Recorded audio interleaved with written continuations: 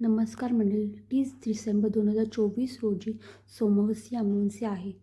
ही अमावस्या वर्षाअखेरीस आलेली अमावस्या अनेक दुर्मिळ योग घेऊन आलेली आहे. त्या मुहूर्तावर तुलसी आणि पितरांच्या पूजनाचे महत्त्व धर्मशास्त्राने सांगितले आहे. हिंदू धर्मात सोमवती अमावस्येला अधिक महत्त्व आहे. अमावस्या दर महिन्यात येते, परंतु सोमवारी येणाऱ्या अमावस्येला सोमवती अमावस्या म्हणतात. दर अमावस्येला पितरांची पूजा करावी असे धर्मशास्त्र सांगते.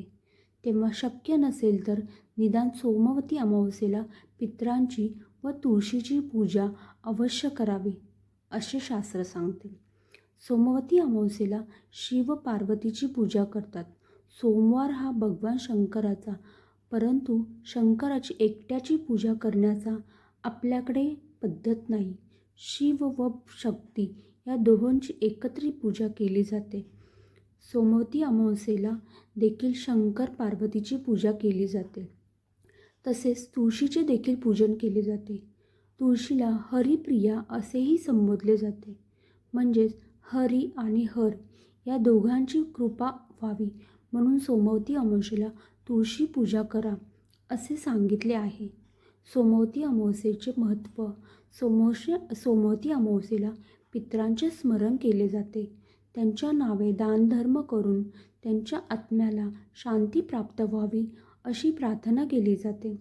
या दिवशी शंकर पार्वतीची विधिवत पूजा, गरिबांना दानधर्म, समाजसेवा, मातृपितृसेवा केली असता 10 पटीने जास्त पुण्य प्राप्त होते असे म्हणतात.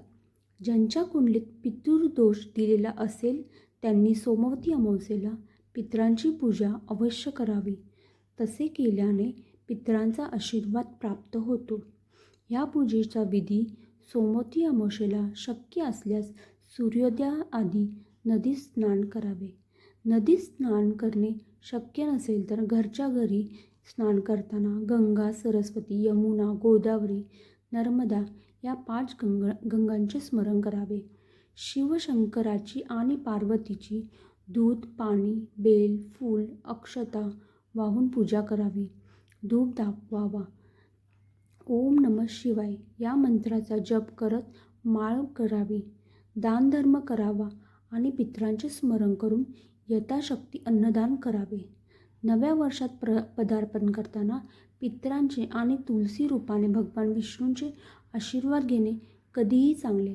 त्यामुळे ही संधी अजिबात सोडू नका आणि वर दिल्याप्रमाणे तुलसी तथा पितृपूजन करा आणि 1 जानेवारी 2025 पासून नवीन वर्षाची सुरुवात आनंदाने करा. ही माहिती जर तुम्हाला आवडली असेल तर व्हिडिओला लाईक, शेअर, सबस्क्राईब नक्की करा.